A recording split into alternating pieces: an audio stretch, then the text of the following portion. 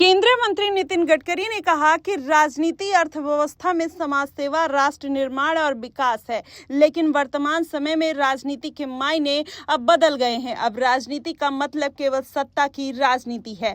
राजस्थान के राज्यपाल हरिभाऊ बागड़े के अभिनंदन समारोह में नितिन गडकरी ने कहा कि राजनीति में मतभेद की समस्या नहीं है, बल्कि विचारों का अभाव है। उन्होंने कहा कि जब हम आरएसएस के कार्यकर्ता थे तब हम काफी बाधाओं का सामना करना हमें पड़ता था।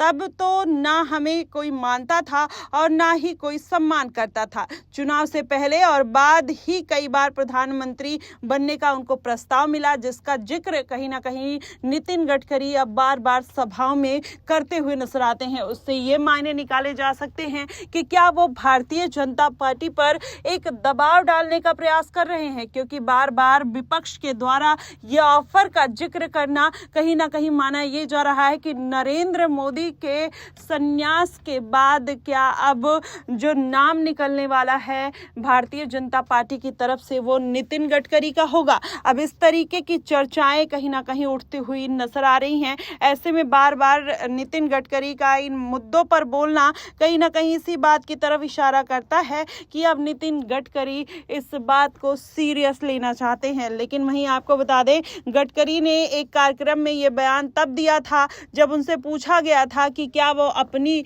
उस पिछली टिप्पणी के बारे में विस्तृत जानकारी दे सकते हैं, जिसमें उन्होंने कहा था कि एक बार राजनीतिक नेता ने उन्हें प्रधानमंत्री पद की दौड़ में शामिल होने के समर्थन देने की पेशकश की थी। उन्होंने कहा कि जब हम आरएसएस के कार्यकर्ता थे तो हम काफी बाधाओं का सामना करते थे, तब हमें कोई सम्मान नहीं करता था। उन्होंने कहा कि मैंने पार्टी कार्यकर्ता के रूप में 20 साल तक विदर्भ में यात्रा की और काम किया। आपातकाल के बाद लोग हमारी रैलियों में पत्थर फेंकते थे, जिससे ऑटो रिक्शा का इस्तेमाल मैं घोषणा करने के लिए किया करता था। उस लोगों ने आग लगा दी थी।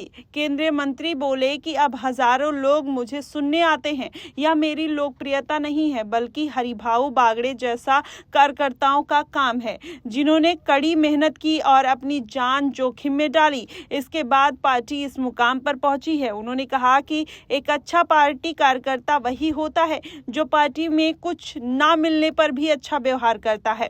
केंद्रीय मंत्री नितिन गडकरी ने गुरुवार को भारतीय सड़क कांग्रेस आईआरसी के अंतर्राष्ट्रीय सेमिनार में कहा कि आईआरसी 90 साल पुराना संगठन है जो बुनियादी ढांचे के निर्माण में तकनीकी मार्गदर्शन देता है। यह संगठन ज्ञान का स्रोत है, लेकिन अब राजनीतिक दल की तरह काम करने लगा है। यह ठीक नहीं है। पुल प्रबंधन को लेकर आयोजित सत्र में गडकरी ने कहा था कि कभी-कभी मुझे लगता है कि आईआरसी एक राजनीतिक दल जैसा काम करता है, जबकि यह एक पेशेवर संगठन है। ऐसे में नितिन गडकरी का इन सब मुद्दों पर बार-बार खुलकर बोलना कहीं ना कहीं इसी बात की तरफ इशारा करता है कि अब नितिन गडकरी को विपक्ष की तरफ से भी ऑफर मिलता हुआ नजर आ रहा है और उनका बार-बार ये जिक्र करना कहीं ना कहीं भारतीय जनता पार्टी के ऊपर दबाव बनाने का भी काम कर सकता है। देखना दिलचस्प होगा कि क्या आने वाले दिनों में नितिन गडकरी पीएम पद के दावेदार बनेंगे या बार बार इस तरीके के बयान देना